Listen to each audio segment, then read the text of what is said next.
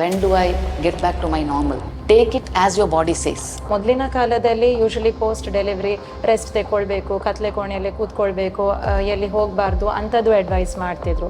But ಈಗಿನ ಕಾಲದಲ್ಲಿ ನಾವು ಆದಷ್ಟು ಅವರಿಗೆ ಫಿಸಿಕಲಿ ಎಷ್ಟು ನಿಮಗೆ ಸಾಧ್ಯ ಉಂಟು ಆ್ಯಕ್ಟಿವ್ ಆಗಿರಲಿಕ್ಕೆ ನಾವು ಎನ್ಕರೇಜ್ಮೆಂಟ್ ಅಥವಾ ಪ್ರೋತ್ಸಾಹ ಕೊಡ್ತೇವೆ. ಡೆಲಿವರಿ ನಂತರದ ಖಿನ್ನತೆ ಅಂದ್ರೆ ಏನು? ಬ್ರೈನ್ ಒಳಗಡೆ ಇರುವಂಥ ಕೆಲವೊಂದು ರಸಾಯನಗಳು, ನಾವು ಅದಕ್ಕೆ ನ್ಯೂರೋ ಟ್ರಾನ್ಸ್ಮಿಟರ್ಸ್ ಅಂತ ಕರಿತೇವೆ, ಈ ವ್ಯಾಲ್ಯೂಸಲ್ಲಿ ಸಹ ಸ್ವಲ್ಪ ಫ್ಲಕ್ಚುಯೇಷನ್ ಬರುವಂಥದ್ದು. ಇದರಿಂದಾಗಿ ನಮಗೆ ಡಿಪ್ರೆಷನ್ ಇದು ಲಕ್ಷಣಗಳು ಕಾಣಿಸಿಕೊಳ್ಳುವ ಸಾಧ್ಯತೆ ಇದೆ. ನನ್ನ ಜೊತೆ ಮಗುವಿನ ಜೀವನವನ್ನು ಎಂಡ್ ಮಾಡೋದು ಒಳ್ಳೆಯದಂತ ಈ ಥರ ಮನೋಭಾವನೆಗಳು ಬರುವ ಸಾಧ್ಯತೆ ಇರ್ತದೆ. ಬಿಕಾಸ್ ಯಾವ ತಾಯಿಗೆ ಕೂಡ ಹುಟ್ಟಿದ ಮಗು ಮೇಲೆ ಇಮಿಡಿಯೇಟ್ ಆಗಿ ಪ್ರೀತಿ ಇರುವುದಿಲ್ಲ. The feeding is one which attaches the mother to the child.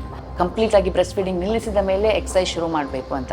ಇದು ನಾನು ಮಿತ್ ಅಂತ ಹೇಳೋದಿಲ್ಲ. There is probably I would say this is a half truth. Delivery ಆದ ತಕ್ಷಣ ತಾಯಿ ಅಂದರೆ ಮಗುವಿಗೆ ಹಾಲು ಕೊಡುವಾಗ ಫಸ್ಟ್ ಬರುವಂತಹದ್ದು ಒಂದು ಹಾಲು ಅದು ನೀರಿನ ಹಾಗೆ ಇರ್ತದೆ ಅಂತ ಹೇಳ್ತಾರೆ. ಇಲ್ಲ, ನೀರಾಗೆ ಬರ್ತಾ ಉಂಟು, ಹಾಲು ಬರ್ತಾ ಇಲ್ಲ. ಈ ಕೊಲೆಸ್ಟ್ರಾಲ್ ಏನಿರ್ತದೆ ಇದು ಇಮ್ಯುನೋಗ್ಲೋಬುಲಿನಿಂದ ಕೂಡಿರ್ತದೆ. ಇದು ತಾಯಿ ಆ್ಯಕ್ಚುಲಿ ಮಗುವಿಗೆ ಸೆಕ್ರೀಟ್ ಮಾಡೋದು ಮಗುವನ್ನು ಎಲ್ಲ ಥರದ ಇನ್ಫೆಕ್ಷನ್ನಿಂದ ರಕ್ಷಿಸಲಿಕ್ಕೆ ಬೇಕಾಗಿ.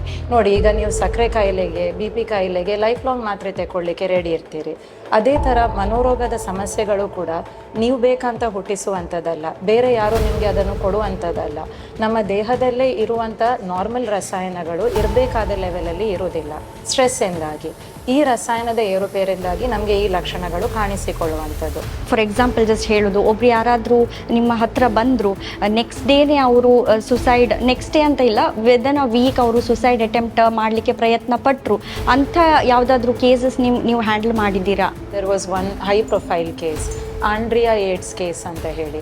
ಈಗ ನಾವು ಇಬ್ಬರು ಎದುರೆದುರು ಕೂತ್ಕೊಂಡು ಮಾತಾಡ್ತಾ ಇದ್ದೇವೆ, ನನಗೆ ನೀವು ಕಾಣ್ತಾ ಇದ್ದೀರಿ, ಕೇಳ್ತಾ ಇದ್ದೀರಿ, ನನಗೆ ಇದು ವಾಸ್ತವ್ಯ ಅಂತ ಗೊತ್ತುಂಟು.